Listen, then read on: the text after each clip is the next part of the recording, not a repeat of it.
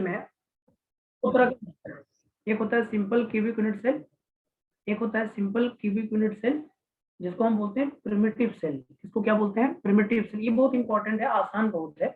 आप मेरे साथ एक बार बस देखते रहिएगा, आप यहाँ पे सीख जाइएगा। एक क्यूब बना लो। एक क्यूब को बनाने के बाद एक पहले आप क्यूब बना लीजिए और सिंपल क्यूबिक यूनिट सेल को समझने की कोशिश करिए।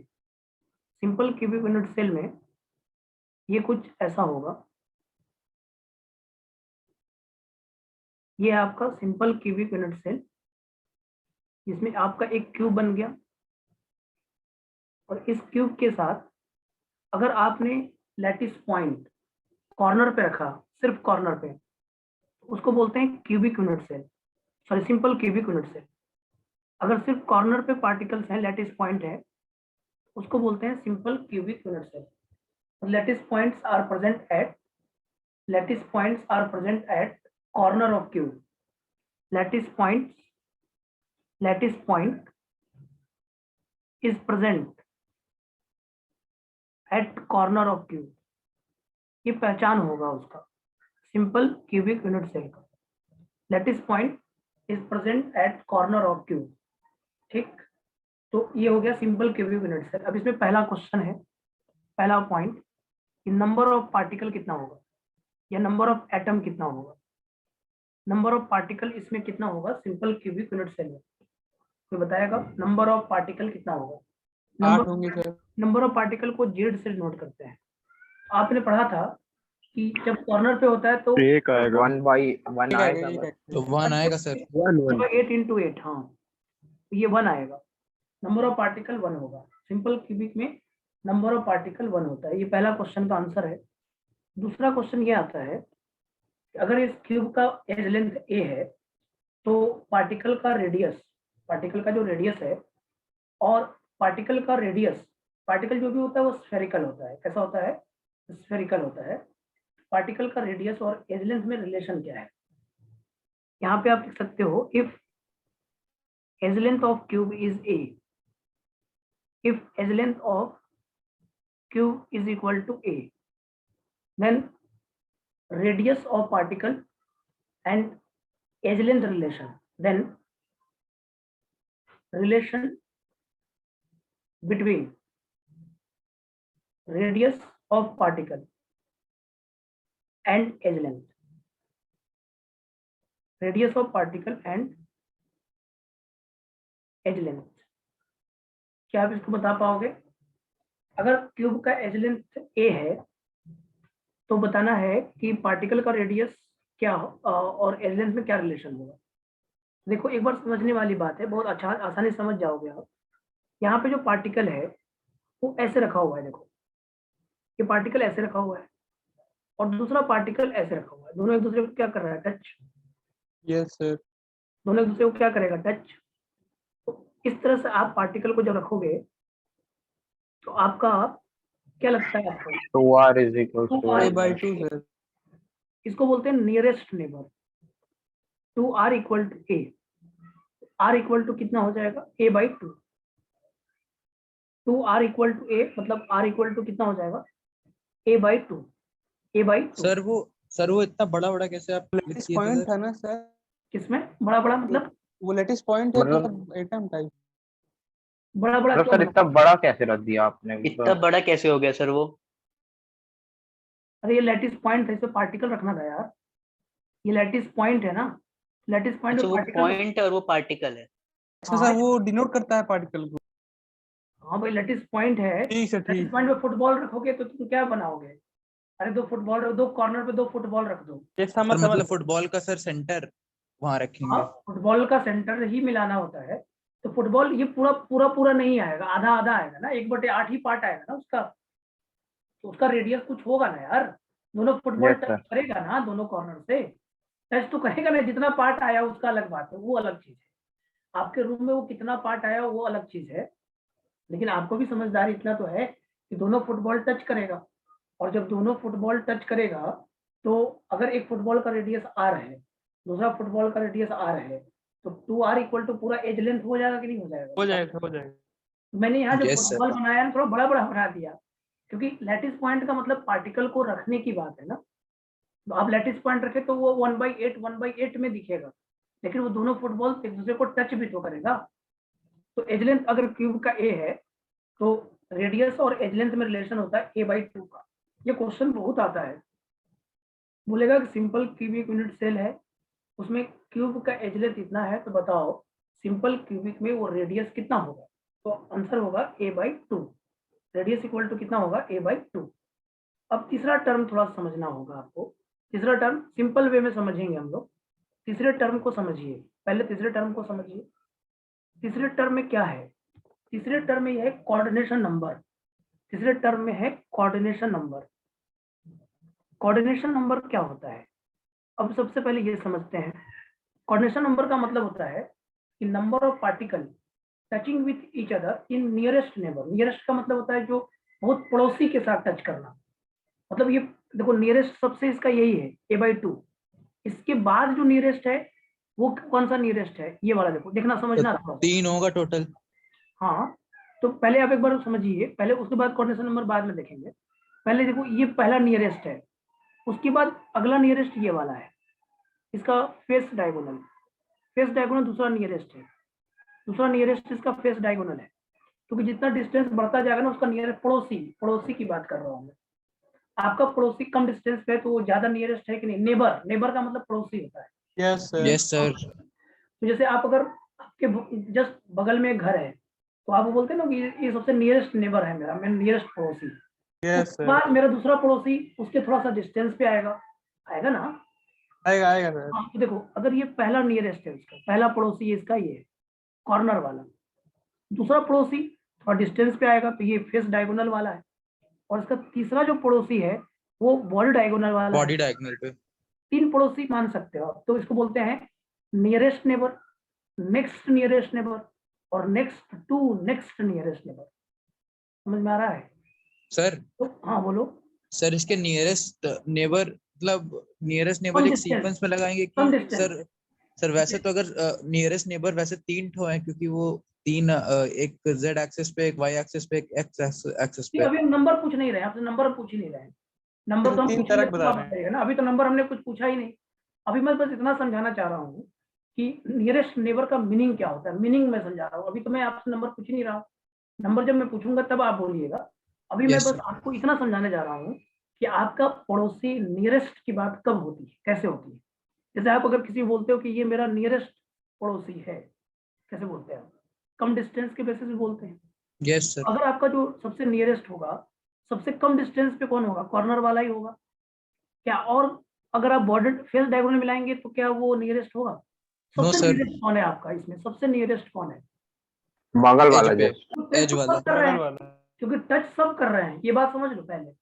ऐसा नहीं कि टच अकेला कोई कर रहा है, सब टच कर रहा है एक दूसरे से, सब एक दूसरे को टच कर सर रहा है, ये बात समझ लो। सर हाँ पर बोलो। सर पर डायगोनल पे जो रहेगा सर, उन दोनों का रेडियस तो मतलब a/2 रहेगा।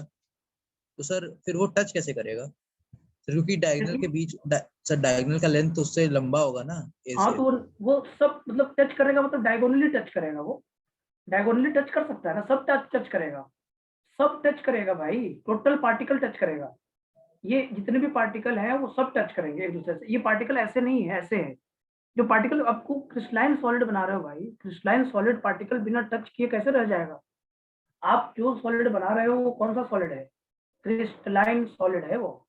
तो क्रिस्टलाइन सॉलिड में तो पूरे पार्टिकल टच करेंगे ही करेंगे, और बीच बीच में जो वाइड स्पेस होगा वो तो होगा ही होगा। लेकिन आप जो बोल रहे हैं ना, जैसे देखो इसको समझना थोड़ा सा मेरे साथ, तो समझ पाओगे आप। जैसे मैं ये बोल रहा हूँ, पहले समझो इसको। जैसे ये पार्टिकल है तुम्हारा, ये पार्टिकल है तो नीचे भी तो होगा, ऐसे सब टच करते रहेंगे। ये टच करते, मान लो ये स्क्वायर बना लिया आपने, ये आपने स्क्वायर बनाया, ठीक। तो ये वाला पार्टिकल भी एक दूसरे को टच करेगा पूरा, ऐसे। समझ रहे हो? ये वाला पार्टिकल भी एक दूसरे को टच कर रहा है, जैसे आपने निकाला है इसको। अरे ये तो डायगोनल नहीं टच करेगा क्या? नहीं लग रहा है आपको? यस जैसे सर। तो सर एक दूसरे के थ्रू करेगा फिर। तो हाँ, तो टचिंग तो कर रहा है ना वो। और ये भी यस तो सर। अगर पूरा पूरा सेंटर ले लो, पूरा बड़ा सा सेंटर लो, तो वो भी एक टच कर रहा है। तो एक ऐसे मान सकते हो आप। और ऐसे क्यों मान रहे हो आप? अगर आप 4 ही पार्टिकल लोगे तो कैसे देखोगे? देखो 4 ही पार्टिकल दूसरे के थ्रू छोड़ दो आप। आप दूसरे के थ्रू सोचना ही छोड़ दो, आप इसको 4 ही ले लो ना भाई, ऐसा बेस्ट 4 ले लिए। अब 4 ले हाँ लो। सर, अब 4 करेगा सर, समझ गए अब अभी देखो तुमको क्या लगता है ये डायगोनल नहीं है उसका, सर, करेगा, एक तो दूसरे के थ्रू ऊपर के करेगा। 4 और बना दो तो 8 हो जाएगा, तो वो क्यों बन जाएगा, तो सब टच करता है एक दूसरे को। बट हम आपसे ये बोल रहे हैं ना कि आपका पड़ोसी पड़ोसी आपका जो कॉर्नर वाला जो पड़ोसी है ना वो सबसे पास में है, और आपका जो फेस डायगोनल वाला जो पड़ोसी है ना थोड़ा सा दूर पे है, और आपका जो बॉडी डायगोनल वाला पड़ोसी है ना वो थोड़ा और दूर पे है, लेकिन है आपका सब पड़ोसी ही। देखो आपके देखो एक ऐसा घर है, मान लो एक घर की बात करो, एक आपका कमरा, और आपके कमरे से जस्ट एकदम बगल से बना हुआ है एकदम, मतलब उसका दोनों कॉर्नर एक दूसरे को मर्ज कर रहा है, कॉर्नर कॉर्नर का डिस्टेंस मिल रहा है, मतलब एक एज मिल रहा है आपको, एज मिला रहे हैं। एक ऐसा है एक रूम बना है कि वो डायगोनल के हिसाब से बना है, तो आप क्या कहोगे उसका डिस्टेंस बताओगे ना कि डायगोनल से मेरा जो पड़ोसी है उसका डायगोनल से डिस्टेंस है, पड़ोसी का हिसाब ये है आपका लेना है। आप किस पड़ोसी की बात कर रहे हैं, अब किस पड़ोसी की बात, आपके घर रूम, आपके रूम के अलावा आपके घर से आप देखते होंगे जो आपका घर है मान लो उसके बाएं भी लोग रहते हैं, उसके दाएं भी लोग रहते हैं, उसके डायगोनल भी लोग रहते हैं, रहते हैं कि नहीं रहते, मानते हो कि नहीं मानते? रहते हैं यस सर, रह रहे हैं। तो आप अपने दूसरे जब आपको कोई बोलेगा पड़ोसी का मतलब कोई कोई वर्मा मान लो, वर्मा जी का मकान आपके घर से किधर है और शर्मा जी का मकान किधर है, ऐसा पूछा तो आप कहोगे शर्मा जी जस्ट मेरे बगल में रहते हैं, जो एकदम वर्ष जस्ट पड़ोसी हैं, बगल वाले पड़ोसी, यस सर, यस सर। और वर्मा जी जो रहते हैं वो मेरे डायगोनल रहते हैं, वो शर्मा जी के मतलब अपने डिस्टेंस से बताओगे आप, तो बोले होगे कि वर्मा जी जो हमारे डायगोनल है, अब डायगोनल जाइए तो वर्मा जी मिलेंगे, और मेरे जस्ट बाजू में जाइए तो शर्मा जी मिलेंगे, और अगर मेरे ऊपर जब जस्ट जाइए तो आपको कुछ और मिलेंगे। ये ऐसी बातें हैं, वो यहाँ पे कहानी वैसी ही है, सब एक दूसरे को टच कर रहे हैं, लेकिन कहानी का कुछ सारांश अलग है, समझ में आया? आज ये एकदम बढ़िया सर हाँ सर ये बोलो। जो आगे वाला है सर इसकी भी वैल्यू सेम ही रहेगी ना, जैसे डाई उस बगल वाले के साथ है जैसे। ये वाला ना, ये हाँ आपका डायगोनल ये वाला अगर टच कराएगा तो फिर से ये सेम होगा। इसके बगल वाला सर, उसके बगल वाला। किसके बगल वाला, जो मैं मान लेता हूँ इसको वर्मा जी मान लेता हूँ बी, और इसको शर्मा जी एस। अब बताओ वर्मा के बगल में कि शर्मा के बगल में? शर्मा जी के आगे वाले सर। शर्मा जी के आगे किधर है, इधर नीचे? सर, अरे हम लोग के फेस की तरफ सर, इधर सर। शर्मा जी की कौन सा मतलब ऊपर? अरे बाहर सर, की तरफ, अरे बाहर की सर तरफ। बाहर की तरफ। हाँ बाहर की तरफ मतलब ऐसे। ये आदित्य सिंह यादव ने सर जो मार्क किया। ये वाला बाहर नहीं सर। अच्छा तुमने यहाँ मार्क किया, यहाँ पे?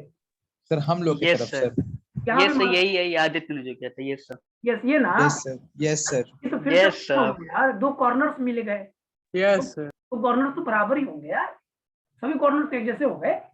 अच्छा अच्छा अच्छा ये अच्छा, ठीक है। कॉर्नर ही तो है, ये भी कॉर्नर ही तो है। तुम बोलोगे ना सर मैं ये और ये मिलाऊंगा तो कॉर्नर ही तो है, ये और ये मिलाओ कॉर्नर ही तो है सब, तो कॉर्नर तो नियरेस्ट में ही आ गया ना बेटा आपको, नो कॉर्नर। सर, वो नहीं कह रहा था सर, जैसे कि वो जो वो वाला था सर जो हम लोग पीछे वाला कर रहे थे, और जो ये वाला सर, दोनों का डिस्टेंस तो सेम ही रहेगा ना सर, तो दोनों में से कोई भी ले सकते हैं। कोई भी ले सकते हैं, हाँ एकदम ले सकते हैं आप, कोई भी ले सकते हैं, लेकिन मैं हाँ सर, दूसरी बात बस कर वही रहा मैं था, पूछ आपने रहा समझा नहीं इस बात को। मैंने बोला कि जब जब आपका आपका दो कॉर्नर टच करता है तब तो वो नियरेस्ट है, लेकिन अगर था। कोई यस सर। डायगोनल टच करता है तो वो नेक्स्ट नियरेस्ट है, और अगर आपका बॉल डायगोनल टच करता है तो नेक्स्ट टू नेक्स्ट नियरेस्ट है, ये यस मैं सर। बोल रहा हूँ। ठीक है सर, ठीक है, ठीक है, समझ अभी गया। अभी आ जाएगा, थोड़ा सा मैं जल्दी बोल गया ज्यादा चीजें, अभी थोड़ा थोड़ा पॉइंट के साथ चलते हैं। अभी नियरेस्ट नेबर का मतलब होता है जो कम डिस्टेंस पे वो नियरेस्ट है, जो कम डिस्टेंस पे है वो नियरेस्ट है, और जो ज्यादा डिस्टेंस पे है वो नेक्स्ट नियरेस्ट है, और उससे ज्यादा डिस्टेंस पे तो नेक्स्ट टू नेक्स्ट नियरेस्ट है। समझो, पड़ोसी बस जस्ट बगल वाला, और ऐसे ऐसे समझने की कोशिश करो तो आ जाएगा, अभी आ जाएगा, पूरा पूरा पॉइंट्स में अभी लिखवा दूंगा तो आ जाएगा आपको। कोऑर्डिनेशन नंबर का मतलब होता है number of particle, coordination number का मतलब होता है number of particle touching with each other, touching with each other in nearest neighbor।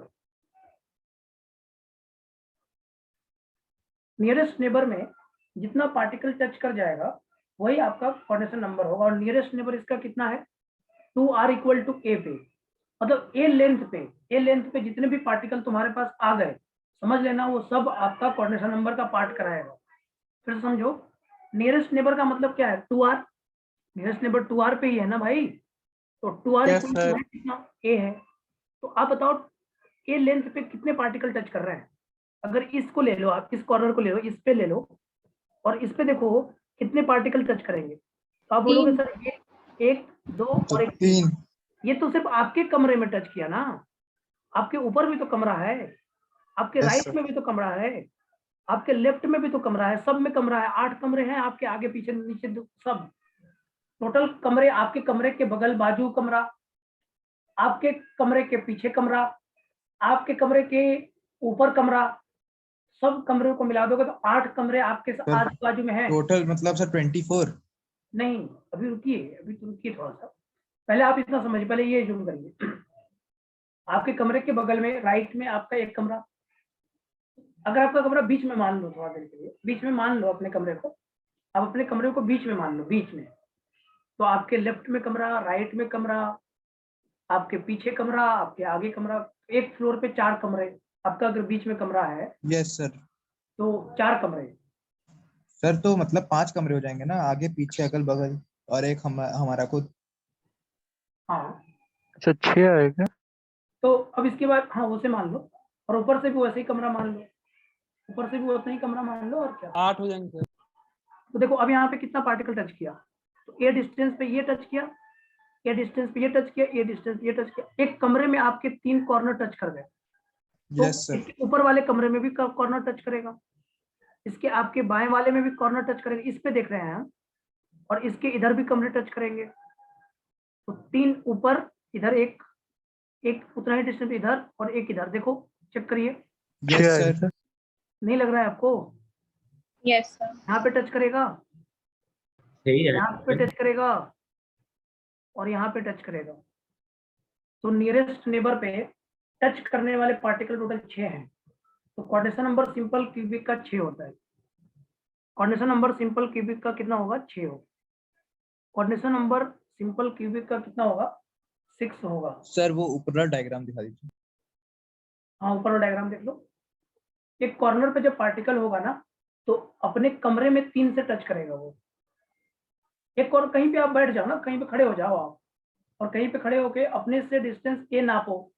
कैसे नापोगे? तो आप इस कॉर्नर पे खड़े हो गए, मान लो ऊपर वाले कॉर्नर पे, तो अपने बगल वाले कॉर्नर को देखो, अपने नीचे वाले कॉर्नर को देखो, अपने बाजू वाले कमरे को देखो, ऊपर वाले को देखो, पीछे वाले को देखो, आगे वाले को देखो। काम खत्म। आगे इतना देखो, पीछे उतना देखो, तो 6 ही तो टच करेगा। तो नियरेस्ट नेबर का मतलब हुआ nearest neighbour r equal to a/2 होगा, और कोऑर्डिनेशन नंबर कितना होगा? 6 होगा। कोऑर्डिनेशन नंबर कितना होगा? 6 होगा। ठीक है क्या? कोऑर्डिनेशन नंबर कितना होगा? 6 होगा। ये बात समझ में आ रहा है क्या? बोलो। Yes sir. इतनी बातों में तो दिक्कत नहीं होना चाहिए मेरे हिसाब से। बहुत सिंपल सी बातें मैंने करी है कि सिंपल क्यूबिक में पार्टिकल 1 होगा, एज लेंथ और r में relation r equal to a/2 होगा, और कोऑर्डिनेशन नंबर 6 होगा। और इसका फोर्थ पार्ट अगर हम करें, तो फोर्थ पार्ट आता है इसका पैकिंग फ्रैक्शन। फोर्थ पार्ट क्या आता है? Packing fraction. पैकिंग फ्रैक्शन कितना होगा? पैकिंग फ्रैक्शन निकालने के लिए, अगर आपको निकालना है पैकिंग फ्रैक्शन, तो यहाँ पे आता है volume occupied by particle. Volume occupied by particle. आपका जो स्फीयर रख रहे हो आप, फुटबॉल जो रख रहे हो, वो कितना ऑक्युपाई कर रहा है? वॉल्यूम ऑक्युपाइड बाय पार्टिकल, और अपॉन में कि वॉल्यूम ऑफ क्यूब कितना है, क्यूब का वॉल्यूम, और ऊपर में क्या लिखोगे? Volume occupied by particle. अब percentage packing fraction equal to volume occupied by particle का मतलब क्या होगा? वॉल्यूम, एक पार्टिकल है टोटल, और एक पार्टिकल का वॉल्यूम कितना होता है? 4/3 पाई आर क्यूब। तो volume occupied by particle 1 × 4/3 pi r cube, और वॉल्यूम ऑफ क्यूब क्या होगा? A cube. इसको अगर आप सॉल्व करने जाओ तो ये आ जाएगा 4/3 पाई आर क्यूब, और ए क्यूब की जगह पे क्या लिखोगे? r/2 का होल क्यूब। नहीं, 2r का क्यूब। सर 2r, हाँ सर, सॉरी सर, 2r का 2r क्यूब। का क्यूब। तो यहाँ से आ जाएगा आपका 4/3 पाई आर क्यूब, और नीचे आ जाएगा आपका 8r क्यूब। इसको सॉल्व करने से आएगा पाई बाई 6, ये पैकिंग फ्रैक्शन होगा। और अगर परसेंटेज पैकिंग फ्रैक्शन निकालोगे, परसेंटेज पैकिंग फ्रैक्शन, और इसको डिनोट करते हैं परसेंटेज ईटा से, तो ये आ जाएगा पाई बाई 6 और मल्टीप्लाइड बाई 100, ये आता है 3.14 मल्टीप्लाई बाई 100/6। ये लगभग आप देखोगे तो 52% के आसपास आएगा, 52% के आसपास। अब यस देखिए, सर। 52 से थोड़ा ज्यादा ही आता है, मैं 52 मान लेता हूँ, 52% आएगा। तो इसमें खाली जगह कितना रह गया, परसेंटेज वाइड कितना हो गया, 48%। 100 माइनस 52, ये आ जाएगा 48%। इतने क्वेश्चन होते हैं यहाँ पे सिंपल क्यूबिक यूनिट सेल में। ये 4 क्वेश्चन होता है। पहला है कि पार्टिकल कितने हैं, तो आंसर है 1। दूसरा है कि एज लेंथ और रेडियस में क्या रिलेशन है, a/2 का। तीसरा है कोऑर्डिनेशन नंबर कितना होता है, 6 होता है। और पैकिंग फ्रैक्शन कितना है, 52% पैकिंग फ्रैक्शन है, और उसका वाइड कितना है, 48% है। कितना वाइड है, परसेंटेज वाइड जो है वो 48% है। ठीक है, तो जो भी नियरेस्ट के पे ही देखा जाता है, नियरेस्ट नेबर से ही देखा जाता है। जो भी पॉइंट्स इंक्लूड किया गया है वो नियरेस्ट नेबर को देखकर किया गया है। अब अगर मान लो यहाँ पे कोई पूछ देगा कि बताओ बेटा सिंपल सर क्यूबिक में, हाँ सर वो परसेंटेज जो पैकिंग फ्रैक्शन के बाद क्या लिखे हैं और के बाद ईटा, परसेंटेज म्यू। परसेंटेज ईटा, अच्छा ईटा ईटा ईटा। ईटा से डिनोट करते हैं इसको, परसेंटेज ईटा से डिनोट किया जाता है। वो जरूरी नहीं है ऐसे, लेकिन डिनोट करने का तरीका है परसेंटेज ईटा। तो पाई बाई 6 इंटू 100 52% आएगा। परसेंटेज पैकिंग फ्रैक्शन 52% आएगा, और परसेंटेज वाइड 48% आएगा। ठीक है, क्या है बात, समझ में आया ये बात? Yes sir. अगला क्वेश्चन थोड़ा सा मैं आपसे डिस्कस कर लेता हूँ। अगर आपसे कोई पूछेगा कि नेक्स्ट नियरेस्ट कौन है, तो नेक्स्ट नियरेस्ट कौन होगा, face diagonal. Next to next कौन होगा, बॉडी Body डायगोनल। डायगोनल। तो नेक्स्ट नियरेस्ट कौन होगा, फेस डायगोनल। तो यस, तो नेक्स्ट नियरेस्ट नेबर भी कभी कभी पूछ देता है। ऐसे आज तक नहीं पूछा है, ऐसे आज तक ये क्वेश्चन कभी नहीं पूछा है। जेई मेंस में तो पूछेगा नहीं, जेई एडवांस में पूछने की संभावना हो सकता है, तो हो सकता है ऐसे रेजोनेंस के एग्जाम में जरूर पूछेगा। नेक्स्ट नियरेस्ट नेबर क्या होगा, face diagonal. Next nearest neighbour होगा फेस डायगोनल, और यहाँ पे आ जाएगा 2r equal to root 2a, 2r equal to root 2a। और next to next nearest, next to next nearest, next to next nearest neighbour क्या होगा, ये होगा आपका बॉडी डायगोनल, और ये आ जाएगा 2r equal to root 3a। ये कुछ पॉइंट्स हैं, नेक्स्ट नियरेस्ट रूट 2a, और next to next nearest neighbour ये होगा बॉडी डायगोनल, और ये आ जाएगा रूट 3a। इतनी ही बातें हैं जो आपको सिंपल क्यूबिक के लिए याद करनी ही चाहिए। मेरे हिसाब से आपको सिंपल क्यूबिक के लिए इतनी बातें याद करनी चाहिए। एक तो पहला पार्टिकल एक है, r और एज लेंथ में रिलेशन a/2 का है, क्योंकि नियरेस्ट वाला ही पूछता है। नेक्स्ट टू नेक्स्ट वाला पूछेगा तभी बनाना है, ऐसे नहीं। याद करना है नियरेस्ट वाला ही, और नेक्स्ट टू नेक्स्ट या नेक्स्ट नियरेस्ट पूछेगा तभी आपको वहां पे अप्लाई करना, अन्यथा कहीं अप्लाई नहीं करना है। जेई मेन के लिए है भी नहीं नेक्स्ट और नेक्स्ट टू नेक्स्ट वाला, ये रेजोनेंस के एग्जाम के लिए है सिर्फ। ये सिर्फ रेजोनेंस के एग्जाम जब होंगे तब के लिए है। आज तक न जेई मेन के अंदर आया है और ना जेई एडवांस के अंदर आया है, और आगे भी कोई संभावना नहीं है। हाँ, लेकिन रेजोनेंस के एग्जाम में जरूर पूछ सकता है, पॉसिबिलिटी पूरा है। तो नेक्स्ट वाला ये हो जाएगा। नेक्स्ट आता है body BCC, body centre cubic unit cell. दूसरा आता है body centre cubic unit cell, body centre cubic unit cell, body centre cubic unit cell.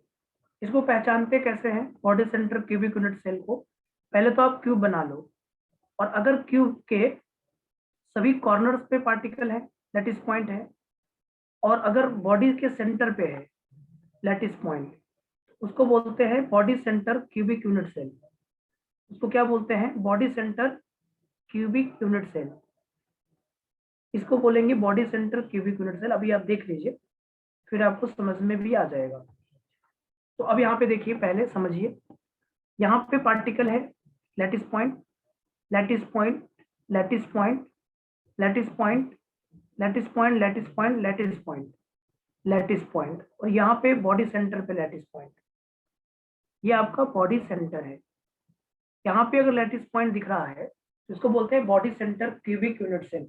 इसको क्या बोलते हैं? Body centre cubic unit cell. ये होता है बीसीसी यूनिट सेल। इसको बोलते हैं शॉर्ट फॉर्म में BCC. Body centre cubic unit cell को शॉर्ट फॉर्म में क्या बोलना है? बीसीसी बोलना है। चलिए, अब इसमें भी वही point, lattice points are present at corner of cube and body centre of cube. यहाँ पे क्या लिखते हैं? Lattice points are present at corner and body centre of cube. Cube के कॉर्नर पे और क्यूब के बॉडी सेंटर पे प्रेजेंट है।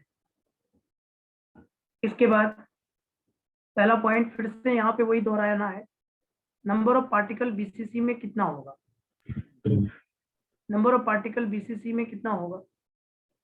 तो 8 × 1/8 और प्लस 1 × 1 तो आएगा 2। नंबर ऑफ पार्टिकल बीसीसी में कितना होगा? 2 हो जाएगा। Number of particle in BCC तो कितना बोलिएगा? Number of particle in BCC ये आपका 2 होगा।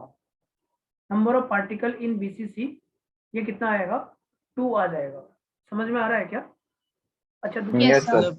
Second number of particle BCC वाला कैसे बता रहे थे? क्योंकि बीसीसी में देखो, बीसीसी में कॉर्नर पे है तो कॉर्नर पे 1/8 कंट्रीब्यूशन होता है, और 8 कॉर्नर पे है 8 × 1/8, और उसके बाद ये बॉडी सेंटर पे भी है। बॉडी सेंटर पे कंट्रीब्यूशन कितना आता है?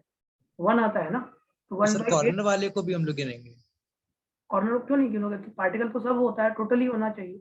अच्छा सर, ठीक है। मतलब ये थोड़ी ना है कि सिर्फ Yes. बॉडी सेंटर वाले को ही गिनोगे और हाँ सर, ठीक है। क्योंकि पिछले क्लास में भी आपने इसको काउंट करा है। पिछले क्लास में जब आप फॉर्मूला निकाल रहे तब भी आपने काउंट करा था। सर पिछली वाली क्लास का नहीं देख पाए थे सर आज। हाँ, आज तुम पिछले वाली क्लास किए नहीं थे। Okay, 1/8 × 8 plus 1 × 1, 1/8 × 8 plus 1 × 1। दूसरा आएगा कोऑर्डिनेशन। इसमें एज लेंथ और आर में रिलेशन, रेडियस और एज लेंथ में रिलेशन क्या होगा? बताओ तो एक बार सोचो, रेडियस और एज लेंथ रिलेशन क्या होगा? रिलेशन बिटवीन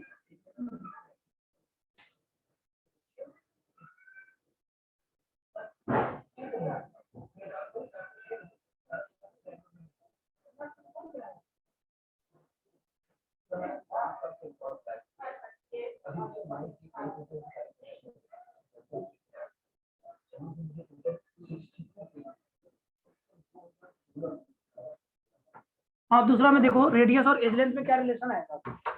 रेडियस और एज लेंथ में क्या रिलेशन आएगा? रिलेशन बिटवीन सर हाँ बोलो, क्या रिलेशन आएगा? जो सर बीच वाला है वो पूरा बड़ा सा, वो भी पूरे में रहेगा ना? हाँ, वही सोचो आप। तो sir sir 4r is equal to 8. 4r equal to √3। a√3। हाँ, √3a होना चाहिए, क्योंकि सबसे नियरेस्ट वही है। क्योंकि Yes, sir. √3a/4 करोगे ना तो नियरेस्ट आ जाएगा ना radius. Yes sir.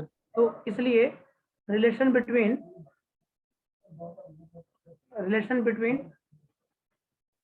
As length and radius, edge length and radius, ठीक है। तो यहाँ पे आप क्या कहोगे कि 4r इक्वल टू क्या आ जाएगा? √3a। r इक्वल टू क्या लिखोगे यहाँ पे? √3a/4, क्योंकि ये डायगोनल वाला पूरा पार्टिकल टच करेगा और सबसे नियरेस्ट होगा। नियरेस्ट वाले को लेना क्या हमेशा? क्योंकि अगर आप एज वाला देखो, आप दोनों एज से ये वाला लेते, अगर ये दोनों पार्टिकल लेते यस तो सर, ये a/2 आता और रूट Yes, 3 sir. a/4 उससे भी छोटा है। यस सर, यस सर, तो यहाँ पे अगर आप पार्टिकल देखने की कोशिश करेंगे तो पार्टिकल देखने में आपको ये वाला पार्टिकल टच कर रहा है, ये ऐसे, इसके बाद ये वाला बॉडी डायगोनल वाला यस ऐसे, सर, यस सर, और एक ये पार्टिकल। इस r/2 में हो ही नहीं पाएगा सर। तो ये 3 पार्टिकल आपको ऐसे टच Yes, करा sir. दो, इससे क्या होगा, ये आ जाएगा r equal to root 3a/4, ये नियरेस्ट होगा आपका। r equal to root 3a/4 ये आपका नियरेस्ट होगा, सबसे नियरेस्ट ये होगा। और अगर नेक्स्ट की बात करोगे आप तो ये वाला टच करा दीजिए, नेक्स्ट वाला होगा। और अगर उसके नेक्स्ट की बात करोगे तो ये फेस डायगोनल टच करा दीजिए, यही 3 होगा ना। देखो सबसे नियरेस्ट है इसका बॉडी डायगोनल वाला, बॉडी डायगोनल सबसे नियरेस्ट है, क्यों, क्योंकि ये डिस्टेंस कम है। उसके बाद जब तुम एज ये वाला टच कराते हो, दो कॉर्नर वाला, उसका डिस्टेंस a/2 आएगा, मतलब 0.5 आएगा। और ये डिस्टेंस अगर आप देखो तो 1.7/4 है, ये 0.4243 के आसपास है। 0.43 सबसे छोटा है ना, 0.43 सबसे छोटा है ना, इसको बोलते हैं नियरेस्ट नेबर। तीसरा पॉइंट आता है कोऑर्डिनेशन नंबर का, तीसरा पॉइंट आता है कोऑर्डिनेशन नंबर। बताएंगे आप कोऑर्डिनेशन नंबर कितना होगा, इसमें कोऑर्डिनेशन नंबर कितना होगा? 8। कोऑर्डिनेशन नंबर यहाँ पे होगा, अब देखिए यहाँ पे पहले तो नियरेस्ट नेबर वाला, ये जो छोटा वाला पार्टिकल है जो बीच में दिख रहा है बॉडी सेंटर पे, 8 से टच कर जाएगा। जो अंदर का बीच वाला पार्टिकल है वो सब से टच कर जाएगा, 8 से, ऊपर वाले चारों कॉर्नर से, नीचे वाले चारों कॉर्नर से, तो टोटल 8 से टच कर गया कि नहीं कर गया, बोलो। Yes sir, Yes, sir. तो 8 Yes, sir. टच कर गया तो इसका मतलब वहां पे आपका नंबर ऑफ पार्टिकल होगा, कोऑर्डिनेशन नंबर जो होगा वो कितना होगा, 8 हो जाएगा। कितना हो जाएगा? 8 8 हो जाएगा, कोऑर्डिनेशन नंबर होगा 8। फोर्थ नंबर की अगर हम बात करें पैकिंग फ्रैक्शन की, तो पैकिंग फ्रैक्शन कितना होगा? पैकिंग फ्रैक्शन के लिए volume occupied by particle, volume occupied by particle upon volume of unit cell, volume occupied by particle upon volume of unit cell. तो वॉल्यूम ऑक्युपाइड बाय पार्टिकल कितना होगा? 2 × 4/3 πr3, और नीचे क्या आ जाएगा, a3। तो यहाँ से जो पैकिंग फ्रैक्शन आएगा वो आएगा 2 × 4/3 πr3, और एक की जगह पे क्या रखोगे, 4r/√3, यस 4r/√3 का क्यूब, और मल्टीप्लाइड बाय 100 कर दो परसेंटेज के लिए, परसेंटेज पैकिंग फ्रैक्शन के लिए मल्टीप्लाई कर दीजिए 100 से। तो यहाँ से आ जाएगा percentage packing fraction is equal to 8/3 πr3, और ये आ जाएगा 64r3, और यहाँ पे 3√3 और मल्टीप्लाइड बाई 100, ये आ जाएगा आपका 8, और ये हो गया 3, ये r³ खत्म हो गया, ये आ गया √3 π/8 और मल्टीप्लाइड बाई 100। इसको सॉल्व करके देखना, ये आ जाएगा 68%। इसको आप चेक कर लीजिएगा, कैलकुलेशन कर लीजिएगा, ये आ जाएगा 68%। तो परसेंटेज वाइड कितना होगा, 100 - 68, ये आ जाएगा 32% आएगा। देख लीजिए आप, 4 पॉइंट यहाँ भी इंक्लूड हो गया। पहला पॉइंट नंबर ऑफ पार्टिकल 2 हो गए, याद करना है आपको। आर और एज लेंथ बीसीसी में कितना होता है, तो √3a/4, आर इक्वल टू होता है √3a/4। कोऑर्डिनेशन नंबर कितना होगा, 8, और परसेंटेज पैकिंग फ्रैक्शन कितना होगा, 68%। तो परसेंटेज वाइड कितना आएगा, 32%। तो परसेंटेज वाइड कितना होगा, 32% होगा। तो body centre cubic unit cell में पहला है नंबर ऑफ पार्टिकल, दूसरा है रेडियस और एज लेंथ रिलेशन, तीसरा है कोऑर्डिनेशन नंबर, और चौथा है पैकिंग फ्रैक्शन। ये चारों पॉइंट समझ में आ गया क्या, बोलो, ये चारों पॉइंट समझ में आ गया? Yes, sir. Yes, sir, आ गया। तो बोलो, किसी को कोई डाउट है तो बोलो, क्लियर है? तो पैकिंग फ्रैक्शन हो गया, कोऑर्डिनेशन नंबर हो गया, नंबर ऑफ पार्टिकल हो गया, और ये चारों पॉइंट याद करना है। और अब मैं छोटा सा नोट पॉइंट बोल रहा हूँ, नेक्स्ट नियरेस्ट क्या होगा। इसके लिए नेक्स्ट नियरेस्ट अगर आप देखोगे पीसीसी के लिए, next nearest neighbour, next nearest neighbour जो होगा कॉर्नर कॉर्नर वाला होगा। नेक्स्ट नियरेस्ट नेबर जो होगा वो कॉर्नर होगा। इसका मतलब 2r इक्वल टू यहाँ पे a आएगा, कम करो ना साउंड। और नेक्स्ट टू नेक्स्ट नियरेस्ट क्या होगा, next to next nearest neighbour, face diagonal हाँ ये हो जाएगा फेस डायगोनल। इसके फेस डायगोनल ये आ जाएगा आपका 2r इक्वल टू √2a ना, ये आ जाएगा आपका। तो डिस्टेंस थोड़ा सा बढ़ा दीजिए तो आ जाएगा। ये याद करना है, नेक्स्ट नियरेस्ट और next to next nearest, next nearest और next to next nearest, next nearest और नेक्स्ट टू नेक्स्ट नियरेस्ट, इसको लिख लीजिए आप। उसके बाद अगला लिखना है face centre cubic unit cell. Next लिखिएगा face centre cubic unit cell, short form होगा FCC। Face centre cubic unit cell short form लिख लो FCC। FCC में लिखोगे, यहाँ तक आपको समझ में आ गया? पूरे 4 पॉइंट याद करना है आपको। उसके बाद आता है FCC यूनिट सेल। इसमें क्या होता है कि जो पार्टिकल्स, जो लैटिस पॉइंट होता है वो क्यूब के कॉर्नर पे होता है और साथ ही साथ ये फेस सेंटर पे भी होता है, क्यूब के कॉर्नर पे और इसके फेस सेंटर पे भी होता है। क्यूब के कॉर्नर पे और साथ ही साथ कहाँ पे होगा, फेस सेंटर पे भी होगा।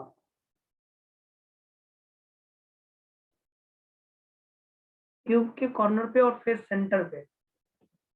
तो लैटिस पॉइंट होगा कॉर्नर पे, लैटिस पॉइंट होगा कॉर्नर पे और साथ में कहाँ पे होगा, फेस सेंटर पे भी होगा, फेस सेंटर पे भी होगा। Lattice points are present at corner and face centre of cube. FCC को कैसे बोलेंगे, lattice points are present at corner and face centre of cube.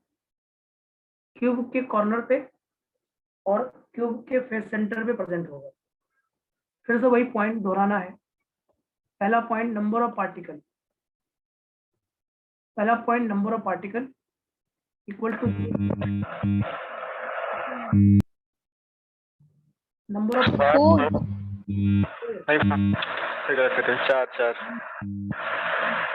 8 into 8 और प्लस 1/2 into 6, 1 + 3 इक्वल टू कितना आ जाएगा, 4। पहला आंसर हो गया number of particle equal to 4। दूसरा relation between edge length and radius of particle, बताइए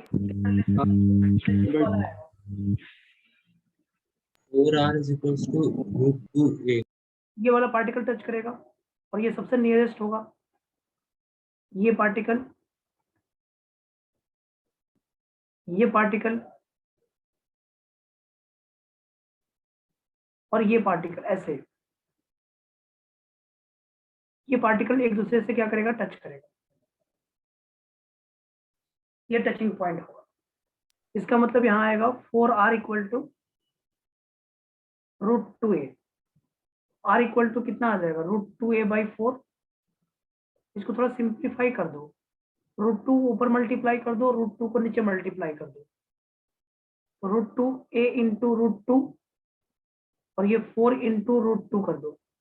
यहाँ से जो r इक्वल टू आएगा वो कितना आ जाएगा,2√2। ये किताबों में भी दिया रहता है इसलिए मैंने सिंप्लीफाई कर दिया। r इक्वल टू a/2√2, यही नियरेस्ट होगा इसका, यही क्या होगा, यही नियरेस्ट नेबर होगा। बात समझने की कोशिश करो। तो एज लेंथ और रेडियस के रिलेशन जो आएंगे वो r इक्वल टू, ये सब याद करना है आपको, r equal to a by 2√2। अब तीसरा पार्ट आता है इसका कोऑर्डिनेशन नंबर, तीसरा पार्ट आता है कोऑर्डिनेशन नंबर। अब इसमें बात आती है कोऑर्डिनेशन नंबर कितना होगा जो नियरेस्ट नेबर में टच कर रहा है। 4 4 तो अपने ही रूम में टच करेगा, ऊपर ऊपर कर भी जाएगा। 4 तो ये टच कर गया। अब कहानी क्या है कि छत जो बनता है जस्ट उसके ऊपर से बनता है, ऐसा नहीं कि छत के ऊपर एक और और फिर उसके बाद बनता है, ऐसा होता नहीं है। 8 आएंगे। तो 4 बनेगा ऊपर। तो एक समझने वाली बात है, पहले सुन लीजिए। 4 तो अपने रूम में हो गया, 4 तो अपने रूम में हो गया जैसा कि दिख ही रहा है। और जो ऊपर बनेगा रूम, तो उसका बेस तो सेम ही होगा ना, बेस अलग होगा, उसका बेस तो मिलेगा सेम बनाओगे कैसे कि बेस को उठा के बनाओगे, ऐसा तो होगा नहीं। तो बेस दोनों का सेम हो गया, मतलब 4 ही रह गया। अब थोड़ा सा समझना होगा, यहाँ से देखो, ये देखो, ये थोड़ा समझना, ये लिख रहा हूं मैं यहाँ पे, ये डिस्टेंस कितना होगा, ये वाला दो फेस डायगोनल के बीच का डिस्टेंस कितना होगा, ये वाला डिस्टेंस, दो फेस डायगोनल के बीच का डिस्टेंस कितना होगा, a/√2। a/√2। यस, a/√2 ही होगा। इसको आप ये वाला पेन से देखो, ये इधर से नहीं देखो, इससे देखो। तो थोड़ा सा जूम कर दीजिए। हाँ, ये वाला देखो, ये वाला डिस्टेंस जो है, ये वाला, यहाँ से इस कॉर्नर से इस वाले का, इस दोनों फेस का डिस्टेंस देखो, इन दोनों फेसेस का डिस्टेंस देखो थोड़ा, क्या लगता है आपको कितना डिस्टेंस होगा? तो ये देखो, a/√2। हाँ देखो, ये a/2 है, a/2, ये a/2, तो इसका ये आप पाइथागोरस थ्योरम लगाओगे तो a/√2 आएगा, और ये भी तो a/√2 ही है, 2r equal to a/√2, yes sir. 2r equal to a/√2। इसका मतलब जो ऊपर वाला फेस सेंटर होगा वो आपके जस्ट दाएं वाले फेस सेंटर पे टच करेगा, आपके बाएं वाले फेस सेंटर पे टच करेगा, आपके पीछे वाले फेस सेंटर पे टच करेगा, और आपके आगे वाले पे टच करेगा। तो 4 अपने ही रूम में और टच कर गया। Yes sir. जो ऊपर वाला जो फेस सेंटर है, ये वाला फेस सेंटर, ऊपर वाले को देखिए, यस सर। दाएं और बाएं फेस दोनों फेस से टच कर गया, यस सर। इधर वाले फेस से भी टच कर गया, दोनों से। Yes yes sir. सर। हो गए 4 4 8 हो गए। हो गए सर। ऐसा ही इसी के ऊपर रूम देखिए, इसी के ऊपर रूम देखिए, तो वो भी 4 फेस से वहां भी टच करेगा। Yes sir. 12 हो गए सर। ये दोनों का सेम है, तो टोटल 12 से टच करता है ये। तो कोऑर्डिनेशन नंबर यहाँ पे जो होगा वो 12 होगा। सर प्लीज ये वाला एक बार फिर से बता दीजिएगा। फिर से बता देते हैं, फिर से सुनिए एक बार, फिर से मैं एक बार बता रहा हूँ। जैसे आपका ये वाला फेस सेंटर है, मान लो आप अपने घर के ऊपर वाले फेस को देखिए, ऊपर वाले फेस सेंटर पे आपके जो बाएं साइड जो दीवार है, उस दीवार के फेस सेंटर और इस फेस सेंटर का डिस्टेंस कितना है, a/√2। आपके जो दाएं साइड एक दीवार है, उसके फेस सेंटर का डिस्टेंस कितना है, a/√2। आपके एक सामने भी दीवार होगा, एक पीछे की तरफ होगा दीवार, जो उसका डिस्टेंस भी फेस सेंटर से कितना होगा, a/√2। और आपके आगे भी एक दीवार होगा, उसका डिस्टेंस भी कितना होगा, a/√2। है या नहीं? इतना ही होगा ना। यस और सर। नीचे वाला से मत देखिए, क्योंकि ऊपर और नीचे का डिस्टेंस a/√2 नहीं होगा, ये वाला डिस्टेंस a/√2 नहीं, जस्ट सामने एंड सेंटर वाला डिस्टेंस a/√2 नहीं है।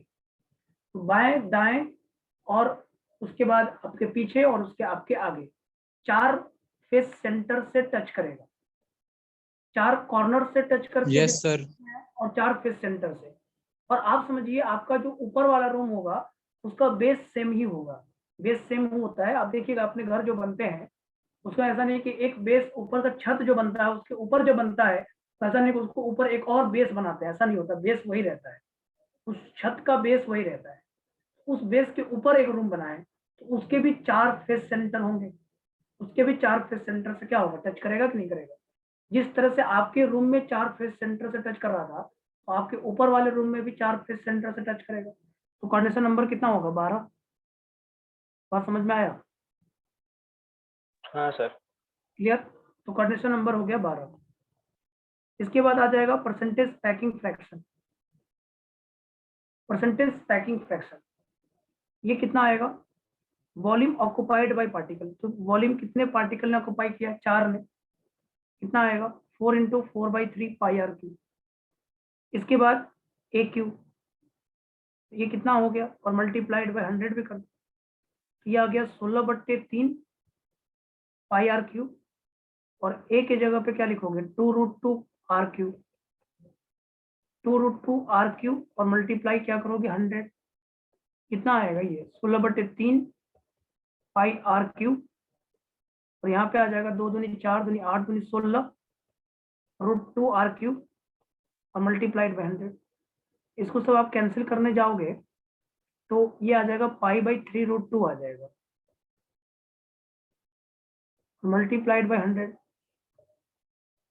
ये आ जाएगा 3.14, 3 इंटू 1.414 और मल्टीप्लाइड बाय 100। इसको आप सॉल्व करिएगा, ये 74% आएगा। आप इसको सॉल्व करके देख लीजिएगा, ये 74% परसेंटेज पैकिंग फ्रैक्शन होगा और इसका जो परसेंटेज वाइड होगा वो 100 में से 74 माइनस से आएगा और ये आएगा 26%। ये बहुत इंपॉर्टेंट पार्ट है।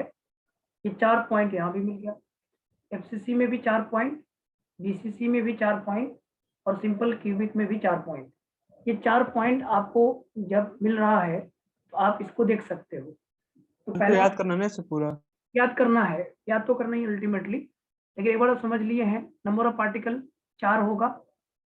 रिलेशन क्या है r इक्वल टू a/2, ये बहुत पूछा भी जाता है। r equal to a/2√2, coordination number 12, ये डायरेक्ट सब क्वेश्चन होता है, डायरेक्ट क्वेश्चन होता है। अभी इस बार जेईई मेन में क्वेश्चन आया था कि बीसीसी में कोऑर्डिनेशन नंबर कितना होगा, तो आंसर 8 है। देखिए मैंने आपको भी लिखवाया है यहाँ पे, बीसीसी में कोऑर्डिनेशन नंबर मैंने लिखवाया है 8। आप देख लीजिए, यही क्वेश्चन इस बार जेईई मेन में आया हुआ है। बोला कि बीसीसी का कोऑर्डिनेशन नंबर कितना होता है, अगर कोई बीसीसी यूनिट सेल है तो उसमें कोऑर्डिनेशन नंबर कितना होगा, तो आंसर है 8। और ये क्वेश्चन आपके कॉपी में मेंशन किया हुआ है 4 4 4 4 के 12 पॉइंट, 12 पॉइंट आपको याद करना है और नेक्स्ट नियरेस्ट वाला भी एक बार देख लेना है तो याद रहेगा। एफसीसी का नेक्स्ट नियरेस्ट कौन सा होगा, एफसीसी का नेक्स्ट नियरेस्ट कौन सा होगा बताइए, एफसीसी का नेक्स्ट नियरेस्ट कौन सा होगा। तो आप यहाँ पे देखेंगे अगर आप √2 a/4 है, मतलब 0.32 के आसपास डिस्टेंस है, तो नेक्स्ट नियरेस्ट जो होगा वो डिस्टेंस होगा इसका आपका कॉर्नर वाला ए वाला होगा। और नेक्स्ट नियरेस्ट जब आप देखोगे नेक्स्ट टू नेक्स्ट देखोगे तो डायगोनल वाला होगा, बॉडी डायगोनल वाला। तो बस हो गया आपका काम, कंप्लीट हो गया ये। अब अगर यहाँ पे नेक्स्ट नियरेस्ट देखोगे तो कॉर्नर वाला होगा। अगर कोई आप बोला जाए कि नेक्स्ट नियरेस्ट क्या होगा, नेक्स्ट नियरेस्ट नेबर क्या होगा इसका, नेक्स्ट नियरेस्ट नेबर जो होगा वो कॉर्नर होगा और यहाँ पे आएगा 2r इक्वल टू a आएगा। अब नेक्स्ट टू नेक्स्ट क्या होगा, next to next nearest neighbour आपके जो मॉड्यूल में दिया है, आप अपने मॉड्यूल में जब देखिएगा तो सिर्फ एक ही दिया है, नेक्स्ट वाला दिया, नेक्स्ट टू नेक्स्ट नहीं दिया है।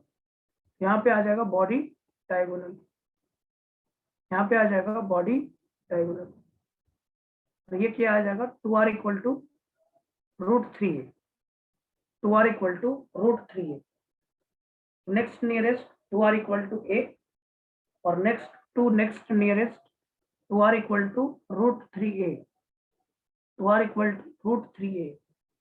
तो ये आपको कंप्लीट होता है simple cubic, body centre cubic और फेस सेंटर क्यूबिक। तो 4 के 12 पॉइंट टोटल है और नेक्स्ट वाला एक बार आपको रीड कर लेना है, नेक्स्ट टू नेक्स्ट और नेक्स्ट, ये पूछेगा आपसे नहीं ऐसे।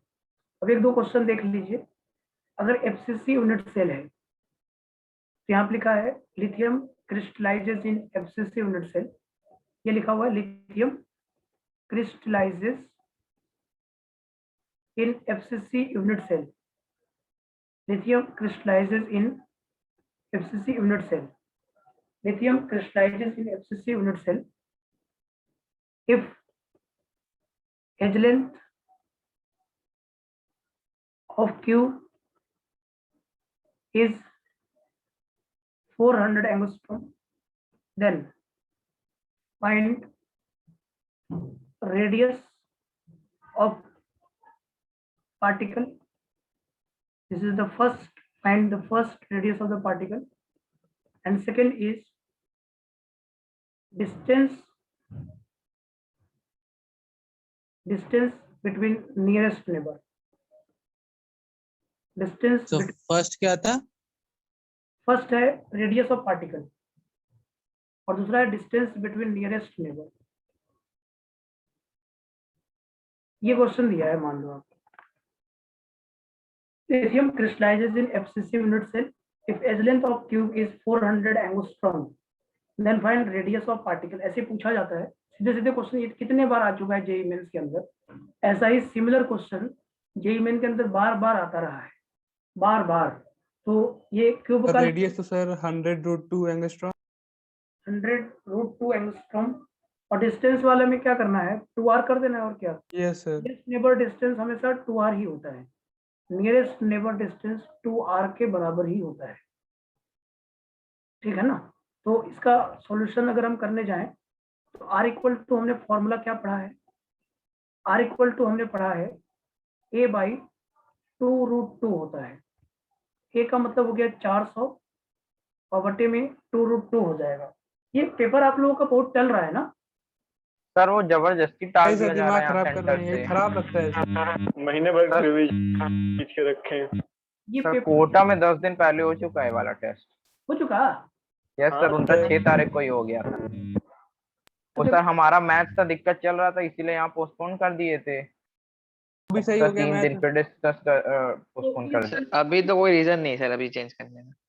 ऐसा थर्मो सर एक हफ्ता पहले हफ्ते रिवाइज किए सर, अभी 4 हफ्ता हो गया, पूरा रिवाइज करना पड़ेगा फिर से। रिवीजन प्लान पूरा खराब कर देते हैं लोग। ये मैंने आज देखा मैसेज, मेरा सिलेबस हो चुका था, कोई टेंशन नहीं है, मुझसे तो पूछते भी नहीं है आप कुछ भी। सर वो मैथ्स वाले सर ही शायद करवाए ऐसा मैथ ही वाले सर, लेकिन फिर अब तो कोई रीजन नहीं है सर। अब ये गलत बात है, ये नहीं करना चाहिए। सर भले अब ऐसे अगले वाले टेस्ट की तैयारी के लिए हमारे पास बहुत कम दिन बचेंगे। अगर डिले कोर्स हाँ कम सर, कंप्लीट हो सर तब भी नहीं करना चाहिए सर। आपको कि इस टेस्ट का सिलेबस डिले है तो अगले वाला टेस्ट का सिलेबस बराबर हो जाएगा। सर वो सिर्फ हमारे सेंटर के लिए डिले हुआ है ना, कोटा में तो सही सर चल अगले रहा है। टेस्ट भी डिले कर देंगे सर। उसमें सिलेबस तो काफी अलग है सर, उसमें मैकेनिक्स का आ रहा है तो उसको रिवाइज अलग से करना पड़ेगा। इसमें सिलेबस सेम आ रहा था Yes, 2-3 sir. टेस्ट। ये चीज थोड़ा गलत हो गया, ये नहीं सर अगर सर कोर्स पीछे था तो तब भी नहीं करना चाहिए सर, डिले नहीं करना चाहिए फालतू। ये ज्यादा गड़बड़ हो गया, ये नहीं करना चाहिए। हमसे तो पूछते ही नहीं कुछ। सर वो कौन है एसएमडी रेजोनेंस नाम से जिनका है? पता नहीं कौन कौन है, हमें भी ज्यादा कुछ आइडिया नहीं। बहुत दिन से मैं ऑफिस गया ही नहीं हूँ और मुझे लगभग, और मैं किससे बात करता भी नहीं हूँ, मुझे ठीक लगता नहीं इन लोग से बात करने में। पता ही नहीं चलता क्या कहना चाहते हैं, क्या समझते हैं, कैसे करते हैं। तो ना हम ऑफिस गए हैं बहुत दिन से, तब हम एक जब से कोरोना का बंद हुआ तब से ऑफिस पे नहीं गए, और उसके बाद फिर अभी इधर भी बात हो नहीं रहा है मेरा। तो मैथ के टीचर बदले हैं अब सर, ये वाले भी सर होमवर्क देते हैं, कुछ दूर दूर करना पड़ता है। सर ये बस इंटरनेशनल लेवल टीचर में बोलते रहते हैं। इंटरनेशनल लेवल टीचर है सर ये। बोलते हैं सर हम बोलते हैं, इंटरनेशनल आप लोग लेवल के। इंटरनेशनल लेवल के टीचर से पढ़ रहे हो सर। होमवर्क सर कह रहे थे, सर कहते हैं आज जाके अपने भगवान को थैंक यू बोलना कि तुमको इतने अच्छे टीचर मिल गए हैं। उनको। हाँ यस सर। पता नहीं सर क्या क्या होता है सर, सर। तो दिक्कत पता है होमवर्क की बहुत है सर। होमवर्क सर खुद ढूंढ ढूंढ करना पड़ता है सर, ढूंढ ढूंढ होमवर्क देखना पड़ता है कौन कौन सवाल बन सकता है कि नहीं Yes, सर। उसमें sir. और डिमोटिवेशन होता है कि ये बन ही नहीं रहा है सवाल। पूछेंगे सर इनको एक सवाल पूछेंगे